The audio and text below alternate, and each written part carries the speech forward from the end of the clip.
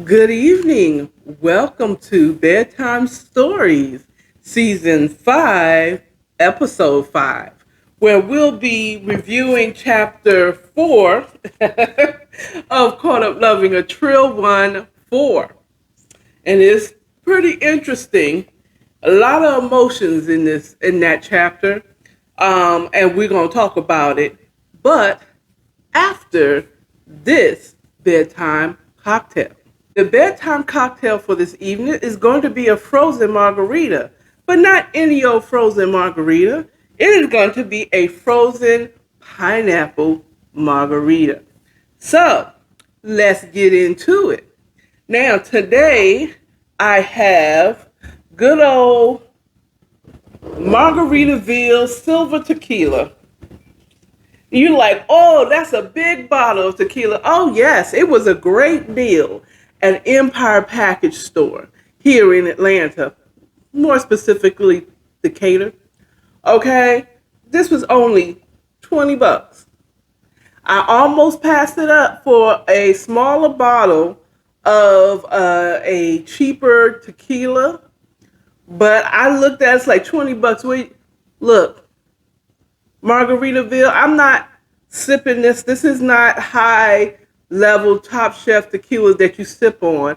This is going to mix into a margarita and going to be mixed with whatever else as I go on. So we got that Margaritaville. I went ahead and spent that 20 bucks to get this Margaritaville. So we're going to start off with one jigger of margarita.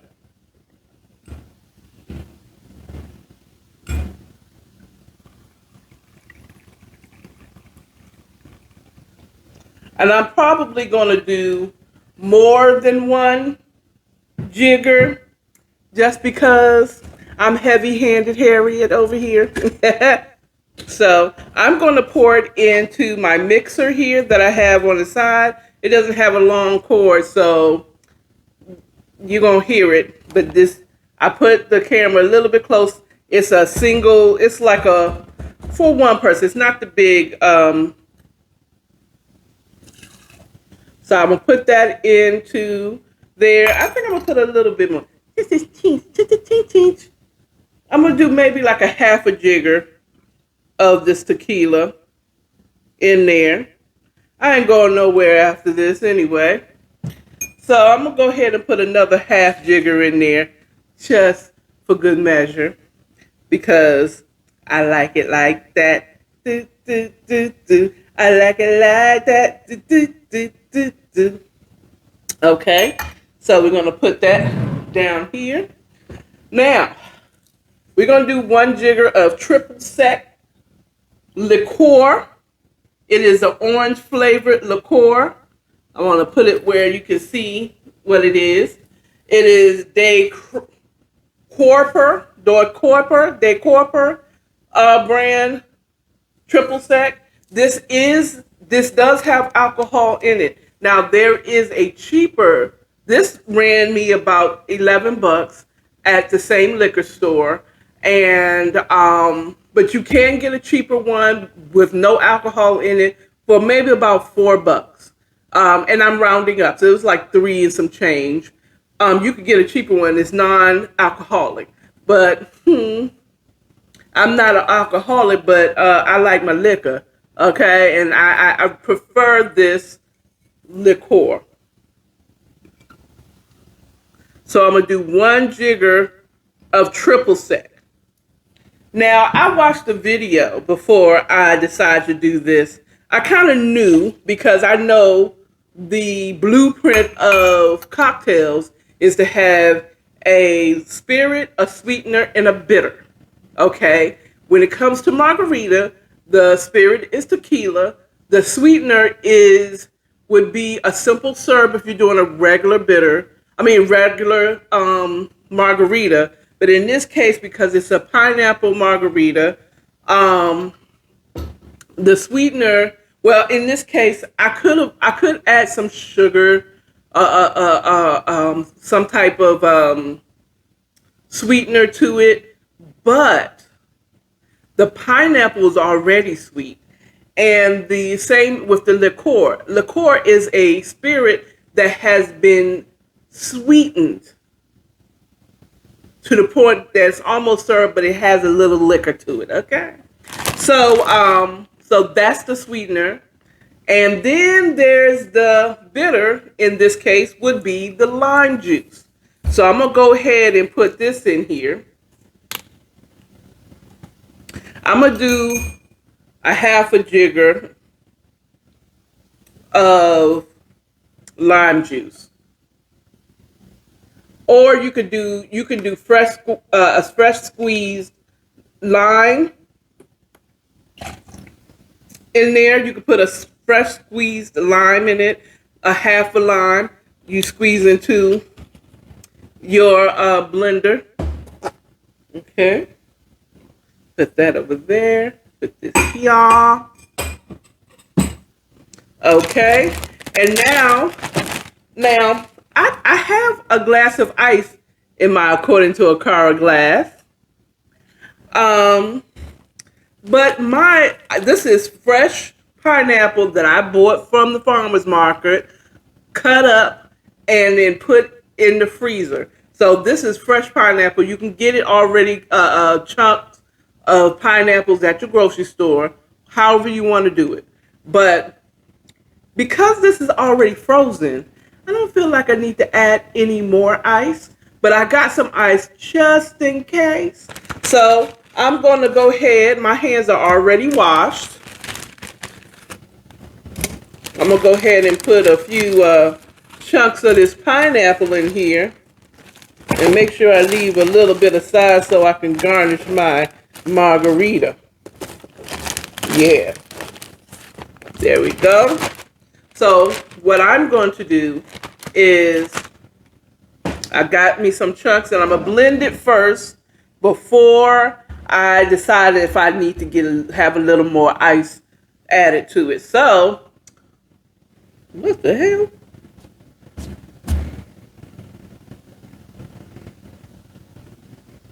That was weird. Okay. So, watch our mic. Here we come.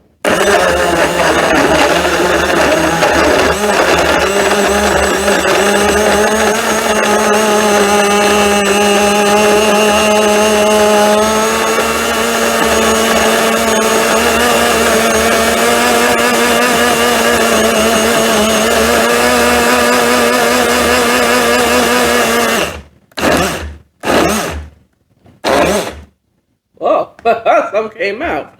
Thank God I had this towel here. Okay. Now, I'm going to thicken it up. Get that a little more icy with the ice. So I will need some extra cubes of ice to kind of make it a little more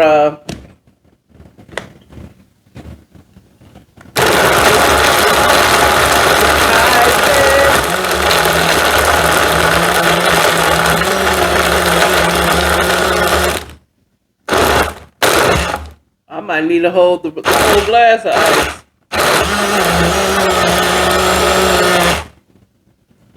I'm going to put some more ice in there. We need some more ice. Okay, I guess that ain't going to be enough. This is going to be a bit of a watery one.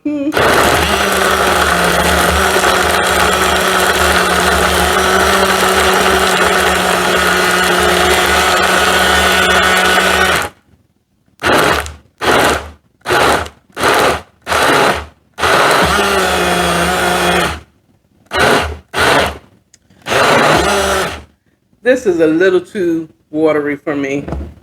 Yeah, I need way more ice. Way more ice.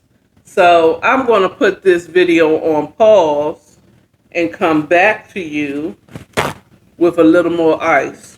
In the meantime, I'm going to go ahead and put this pineapple back in the freezer. I don't want no melty pineapple.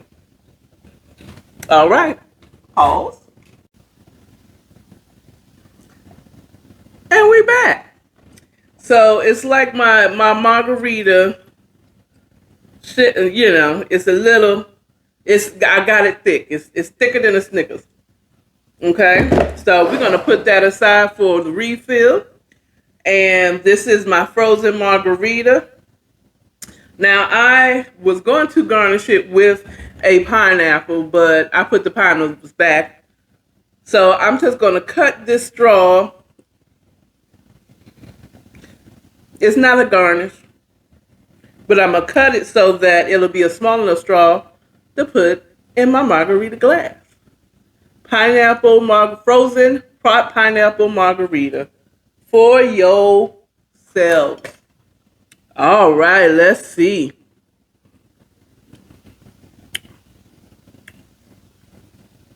Yes, yes. I would probably suggest that you get maybe have a little more sweetener in it. Now I'm putting the hand sanitizer on because my hands are sticky. It's not. This is in lieu of actually getting up and washing my hands. Um,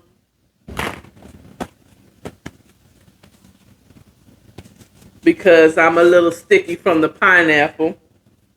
You would think the pineapple would be sweet enough, but I would, if you like your margarita to be a sweeter, then that would be great. I do not put salt or sugar around the rim. To me, that is just, it's a waste of sugar because I'm not going to sip it like this. I'm going to use the straw. If anything, I need to put something around the straw, but it's after the first sip, it's gone. So nobody's going around licking the rim. I don't think. I don't think. So there it is. Pineapple margarita.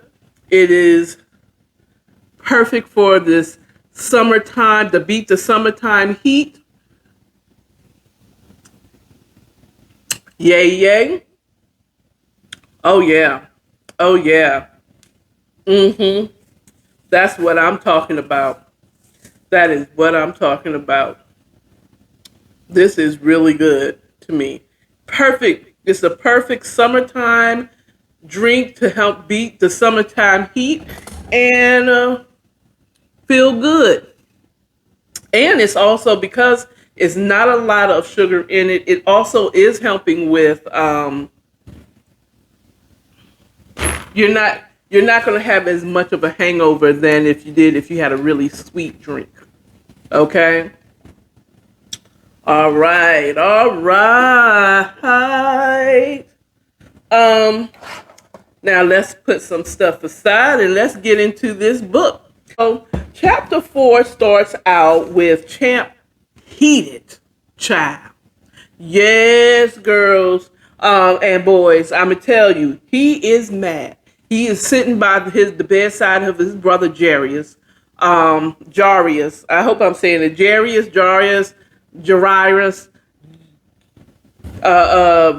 Jurassic Park, whatever. Okay.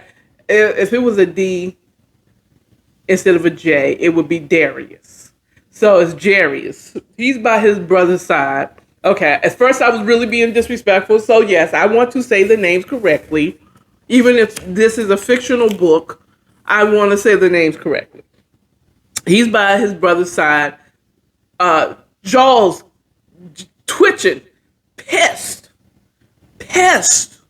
that he has to be by the side in the hospital room, mad. And he knows who did it. He knows it was Jamal. And it's like, oh, he's a dead man.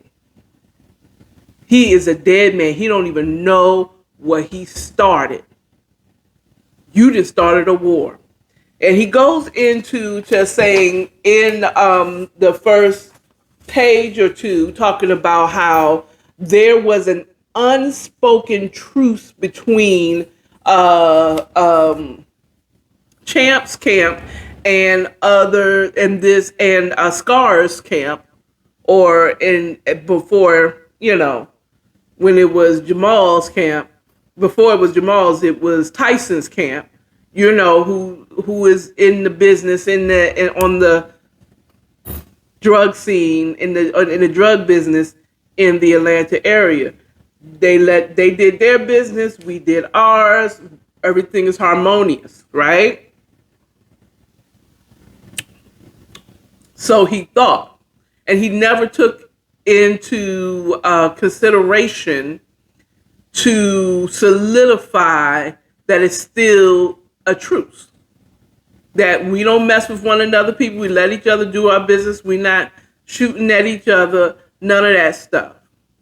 You know what I'm saying? And he mentions that this truce, this agreement, this peace agreement between the two squads was prior to him taking over his squad, that champ squad.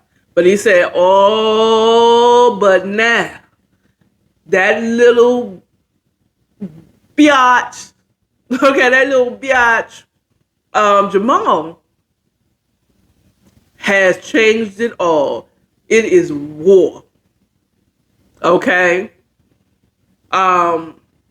Now, if you haven't watched the previous bedtime stories, where we, especially the first chapter, where we find another man in his feelings because his baby mama, okay, is dating a guy or messing around with a guy from this squad, this company's business, okay, street companies. She's fooling around with the ops, okay. Sure enough. And he's in his feelings, and he doesn't give a F. He don't give a flying fig tree about who he's going to affect. He's mad. He's mad at T for, fooling around with his baby mama. Okay. And so he goes and shoot him up, does a drive-by on T, and ends up hitting a few of Champ's men, including his brother. So he's sitting up here just figuring out how he gonna take Jamal down. And he don't care, because now he's in his feelings. Again, a brother making an emotional decision. Okay, now, side note, it's so funny that so many certain type of men, especially men that's a little bit chauvinistic, tend to always think that women are the ones that's making emotional decisions. Well, this chapter, the first chapter and this fourth chapter, is a perfect example of men making emotional decisions. Okay? They don't care about nothing. They just mad. And they taking everybody out, not thinking about what's going to happen in the future. So guess what, guys? Hello. Men make emotional decisions too. Now, yes, the book is written by a woman, but this is examples of how men have making emotional decisions, not thinking about the future. They just mad. They mad at the world. They mad at their girl. So they want to take it out on whoever they feel like they want to take it out on. So, and for Jamal, Noah tried to talk him off the ledge, and he was like, F that, T gonna get it. So no, we was warned that this is gonna start some mess that's not necessary at this time. So back to the story. So he's just looking around, looking at all these machines, that's keeping his brother alive. His brother made it through a complicated surgery, but the doctor's saying, hey, it's still touch and go. At this point, it's up to Jarius if he's going to power through it at this point. Okay, the doctors have done all that they can do. They've had the surgery. And it just pisses off Champ even more. So he's there. Champ is paid. He didn't slip the hospital staff some money to allow him to stay past visiting hours. Him and his wife. his wife, Sharita, who is pregnant. She's there with her husband as he sits by his brother's side. And, he notices that, you know, she's kind of fidgety in the chair. And he's like, and she says, she stretches kind of, after she nodded off a little bit. And she's like, he is saying stuff. He's saying on his breath, he's a dead man. Jamal, you is a dead. You don't even know what you just started. You are dead. And I don't care who has to pay for this, but you going down, and anybody is gonna be in the way. Okay? And so, he looks over to his wife. He knows her fidgeting in the uncomfortable hospital chair. And, she kind of wakes up from her little nap.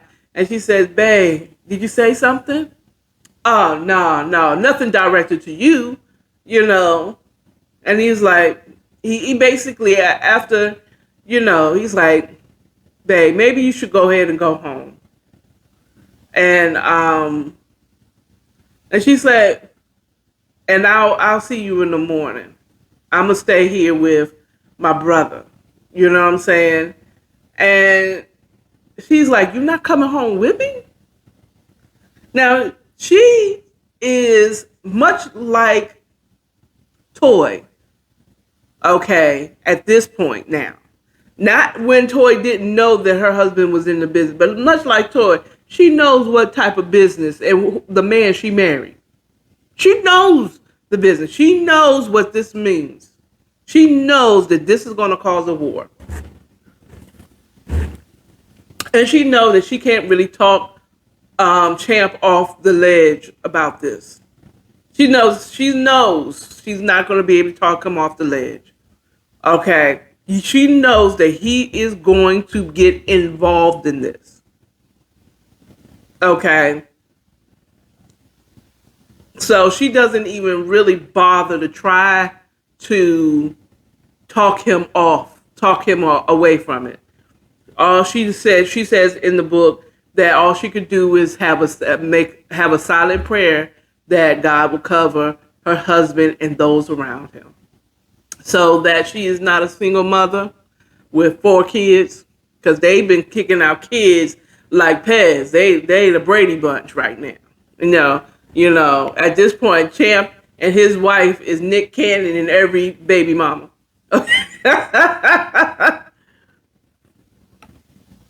They popping out babies. They popping out babies like that chick Angel and her husband Marcus Anthony Tanksley. Okay, at this point they're on their 4th one. She is pregnant with her 4th child.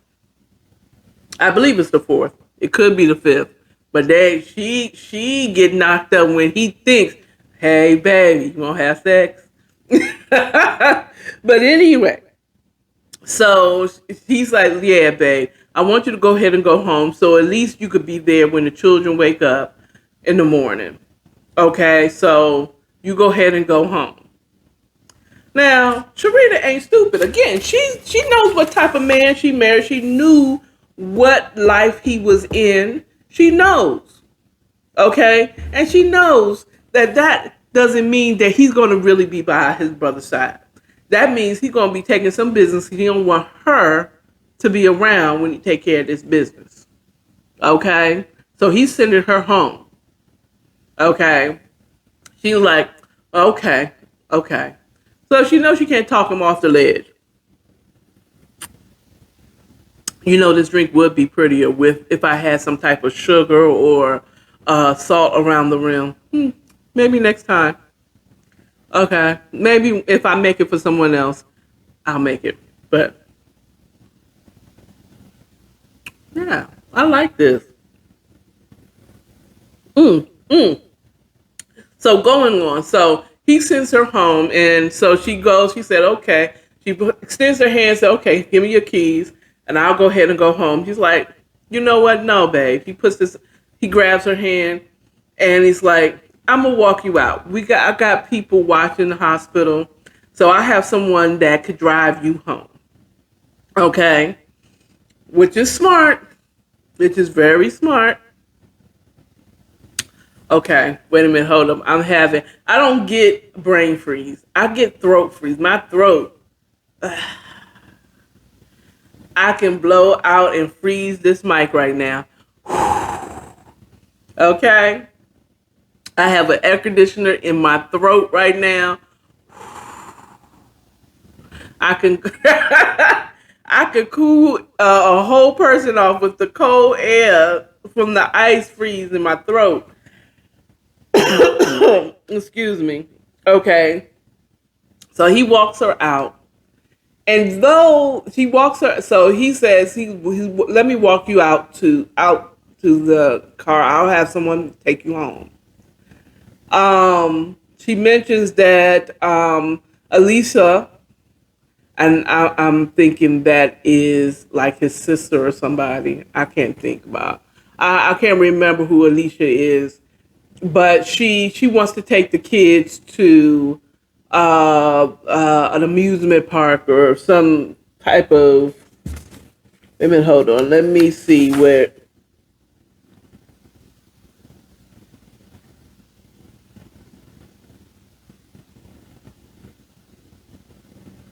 Okay, she says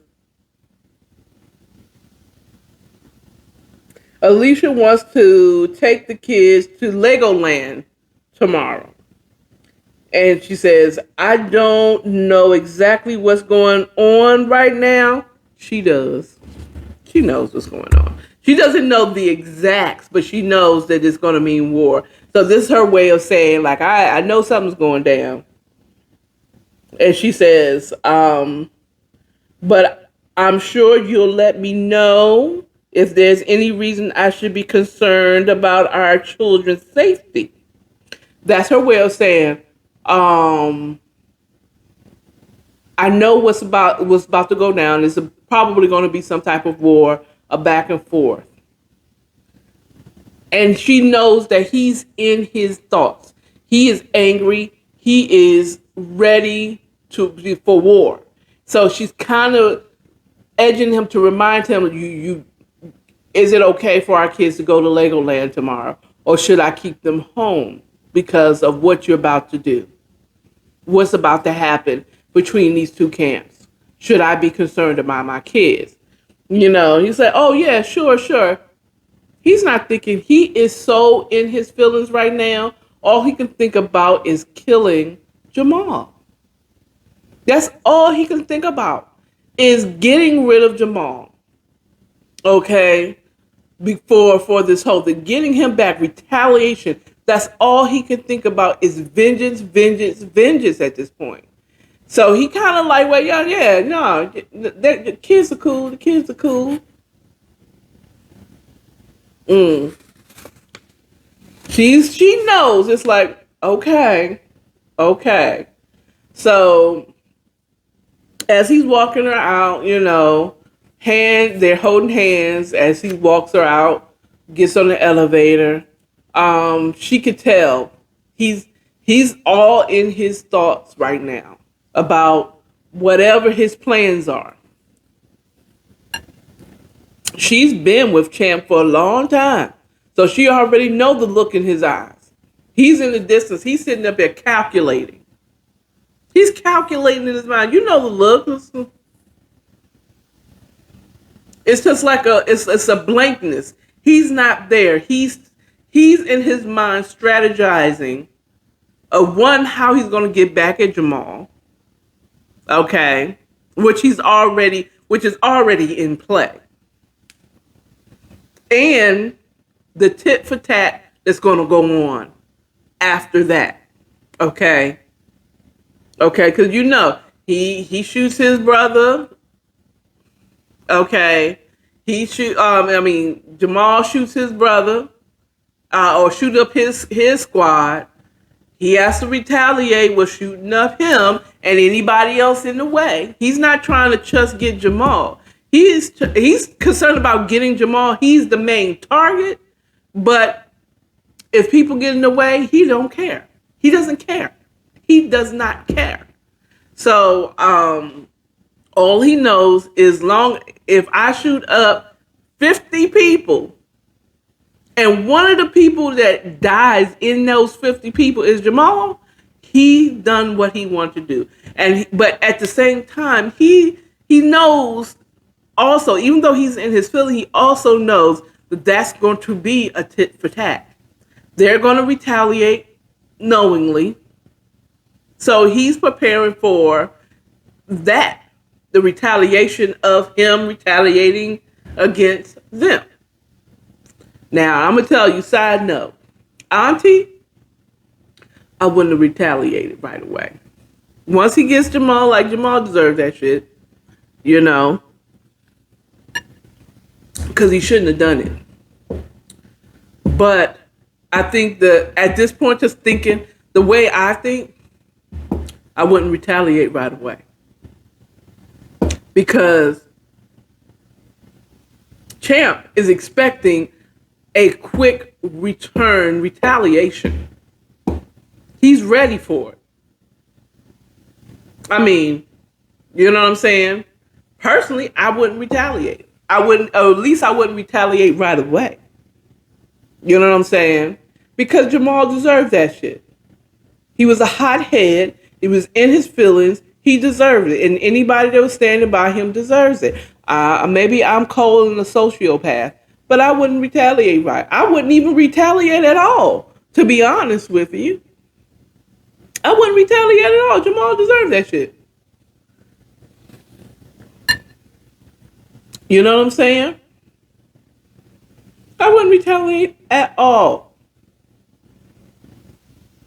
Okay? I wouldn't do it. Not at all.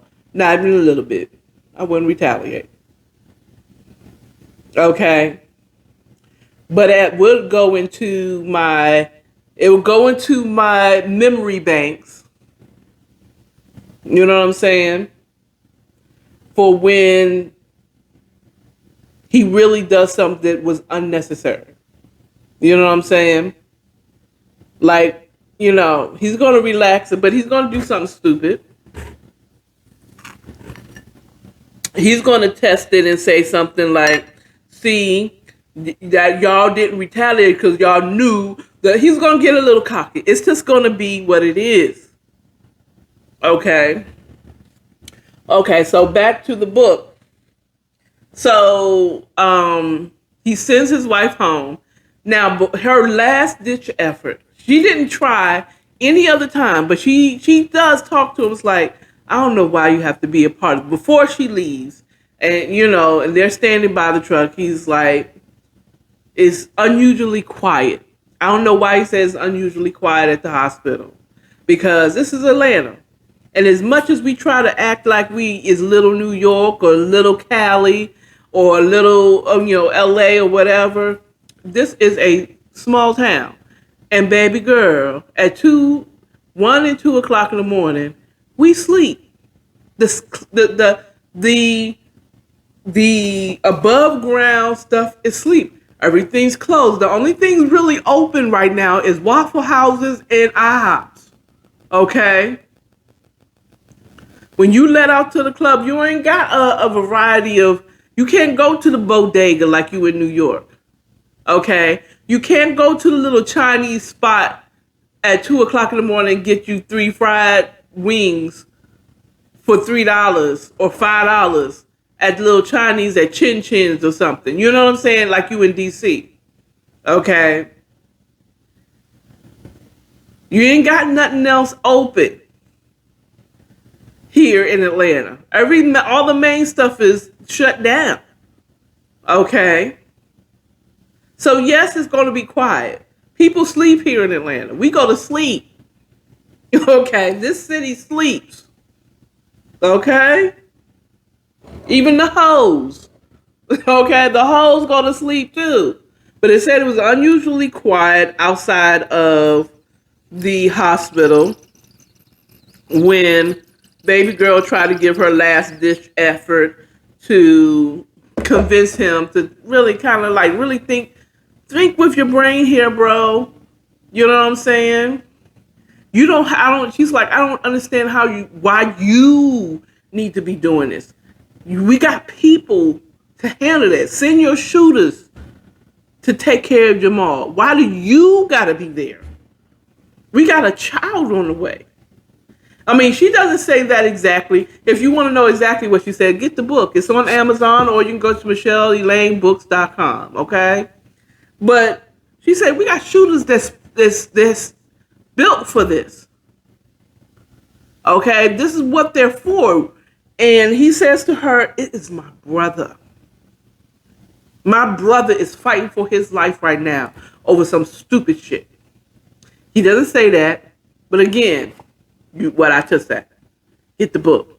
Get the book. Okay? So,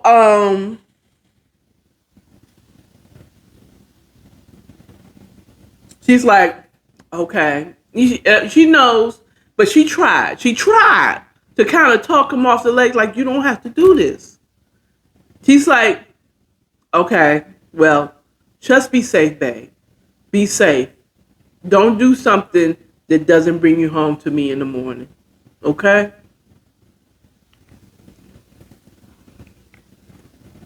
He says, okay, babe. So he helps her into the passenger side of the truck, and he drives his guy drives her away. No sooner the car ain't even it ain't even in the distance at this point.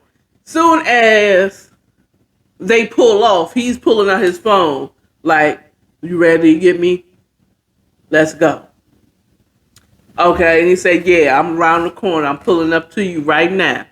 So he pulls around to pick up Champ. Who pulls around to pick up Champ? No other than Dewan. Okay. Dewan and Jarius is Champ's lieutenants. Okay. So not only is his brother, is Jarius his brother, but that's his lieutenant. He might as well just took his right hand. Okay. Dewan and Jarius is his left and right hand. It says in the book that there's nothing that he does that is without those two assisting or counseling him in how to move and shake in situations. And so Dewan pulls up, and you're like, okay.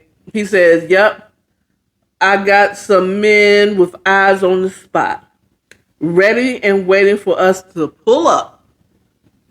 Pull up on me. Okay. Dewan, it says in the book that Dewan is the one to make sure that the kids and women and kids aren't going to, or innocent bystanders are not going to be involved in whatever they need to take care of. And, Champ don't give a hoot. Okay? He don't give a hoot who gonna get touched in this situation. Dewan made sure, he tells Champ that I made sure that Jamal's baby mama, his girlfriend, and his son is not in the area. I have someone trail him to make sure that they didn't connect, or she's not in the house, so it should be only him in the house. Champ don't give a hoot. Okay? He don't care. But it's nice to know, but I don't care. And he tells him this in the book. You're like, So, they pull up to Jamal's house. An unsuspected, simple rambler, one-level rambler house. Even though a rambler it describes a one-level house. I don't need to say it's one level. And so he's, Champ is checking out the house. They're still in the car, but he's looking around, making sure there's nothing strange going on and blah, blah, blah. He said, hold on. They calling me. They're on their way. They're around the corner. All right, cool. So they pull up and, again, he's looking, making sure nothing's crazy going on. He sees a truck that pulls up with the lights off, like ready to do a drive-by. But really, it's his boys. They get out of the car with their assault weapons. And they get around the house and they start shooting. I would do the sound, but I am going to do the sound. They start shooting and shooting and shooting and shooting. Right? Until there should be no one alive in that building. The guys finish shooting, they jump into their trucks, and they peel out. Okay? And Dewan is like, okay. He's like, nah. He's about to get out the car. He's like, no. You stay in the car. Keep the engine running. But this should be a quick job. I'm going to go in and make sure homie gone. Okay? And he ain't trying to sneak around. You know what I'm saying? Get out or whatever. So, Champ gets out of the truck with his pistol, as Tony Baker would say, with his pistol. He gets it out of the car and he goes up to the door and he's looking at all this money he's making and this nigga's still living in the hood. Okay. Side note, side note, that's the best way to do it. I mean, if you can live okay in the hood, and if you're okay with living in the hood, I would stay there. Because there's nothing about the way you live is changing your life. Maybe you get a nice car, but I own this house, this little Rambler house in the hood. There's nothing that would make any authorities think that anything is special about you. Like you're not tipping anybody off. That's the best way to do it. When you start getting big old houses and living in Buckhead and Midtown, and you getting these big houses in Sherwood Forest, and see what y'all don't know about Sherwood Forest. And I ain't gonna tell you anything, but just know that is an unsuspected, very wealthy neighborhood. Okay, in Atlanta, look it up. I know because I got lost in Sherwood Forest. Okay? And that is a nice neighborhood. Nice neighborhood. Let me tell you, rich people live there. And you wouldn't know because y'all don't know. Y'all thinking, anyone outside of Atlanta, everybody's telling them Buckhead. Buckhead is getting more ghetto by the day. Okay? Dunwoody. People don't know about Dunwoody and Alpharetta and Marietta, East Piedmont, okay, or East Cobb. Let me tell you. Yeah. People don't know. These people, a lot of celebrities are living, or wealthy people are living in these unsuspected neighborhoods because everybody thinks that the wealthy place is Buckhead. Buckhead ain't shit. Okay? I'm just saying. Buckhead is, but it ain't shit. It ain't. I mean, it is, but it ain't. Okay? It is, but it ain't. Okay? There's so many other places that no one talks about. Why? Because no one talks about it. Duh. Anyway, moving on. So, Champ is in the house. He sees one of his men down, dead, as he comes in the house. He kind of shaming Jamal for staying in the hood in this little old house. He making all this money, and this is what you live. This is how you living? You ain't a baller shot caller. Of course not. He's new. He ain't got a nice house. He ain't even had time to really build. He's only been the leader of this squad for a year or so. So no, he ain't got houses and land and shit like that, like Tyson had. You know what I'm saying? No, he ain't got all that. But at any rate, he walks in and he sees his boy, kicks down the door, and he goes. Looks in the kitchen. He sees one of his boys, one of Jamal's boys, teetering on life, but he might make it if someone comes and get him. You know what I'm saying? But he ain't a threat.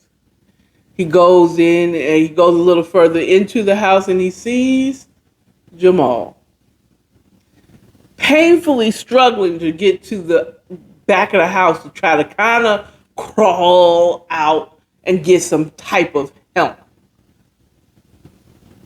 Of course, Champ is like, well.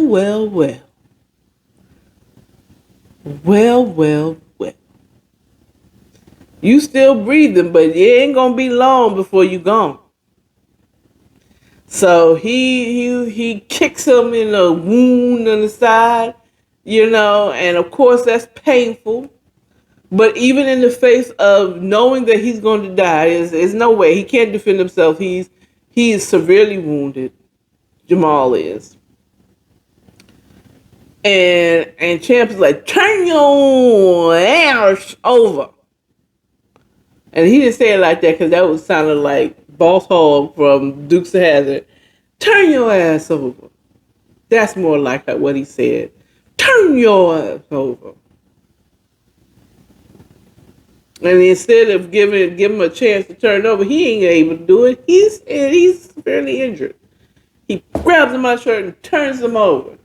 And he kind of talked to him like, what? You really thought you was going to get away with this? Did you really think you was going to get away with this? You living comfortably, relaxed. I was able to pull up on you like I did. Because you was chilling like a villain. Okay? So, of course, like any villain, we start monologuing. Okay? Yes. Champ started monologuing about this, whatever. Fortunately, Jamal is in such a state that he can't do nothing anyway. Okay? What makes Champ even more upset is that Jamal is still giving him defiance. He's not like, I'm sorry, man, I didn't mean to hit your brother. He ain't giving him any type of remorse. He's being defiant. The look on his face, he know he's in pain, but he's like, Even Jamal even at some point said, F you. And he did a little monologue like, you gonna make this worse than this? You act like I don't got a whole army behind me. Jamal, baby boy. Okay. You knew at this. Yeah, you got an army, but then you have an army, but Champ has been in this he was born into this. Champ has he got family. He's born for this. Jamal, you just took over because nobody else wanted to take over.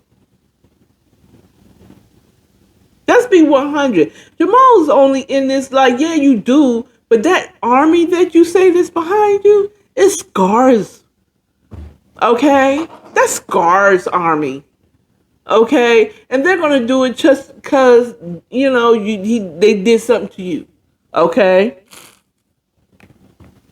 And if Scar decides to not retaliate because you was a dumbass, and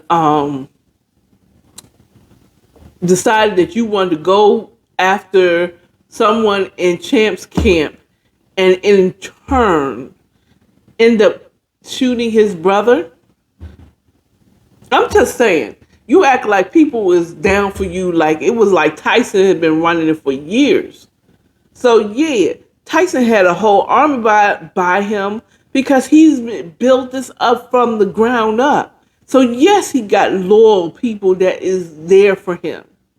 Actually, once he went down by the law, he found out some of those people he thought was down for him weren't. They really was just they were down for Scar. Okay? They understood who the hierarchy is. That, like, I like you and all that, and I'm going to stay loyal to you as long as you're alive and or not locked up.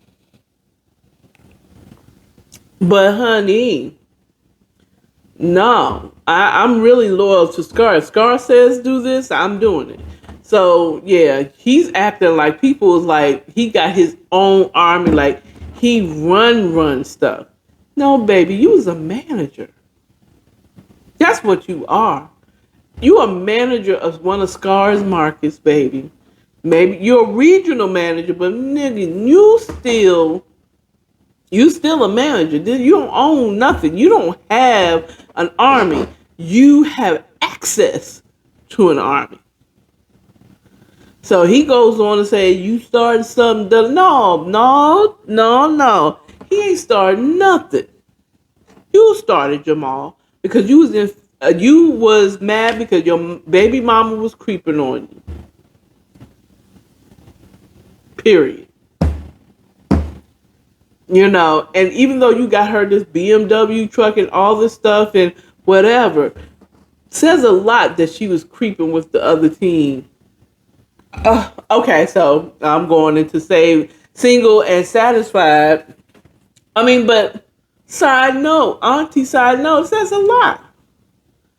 You got mad because you didn't set up there and you tried to provide and did all this for you, and your baby mama still went to another. Okay? And I'm trying not to say it. I've already said the N word several different times. But she already went to a whole nother nigga. So you apparently still ain't doing something that will keep her loyal. Either that or hoes ain't loyal. So why are you... Okay. Oh, I'd have checked all kinds of Jamal on this. But at any rate, so Champ monologues, Jamal monologues. Jamal is going on to see his Lord. Okay. Champ walks out the house, gets in the car, and Juan does not hesitate to peel out of the situation. Okay. And that is the end of chapter 4 of Caught Up Love and Trill 1-4. Okay. So, there that is. So, thank you for joining me here at Bedtime Stories. If you please like, share, and subscribe to my channel, According to AKARA. Also join me on Morning Chat on Instagram at According to AKARA. It's Monday through Friday show that I do. So thank you. Y'all have a wonderful evening. Bye.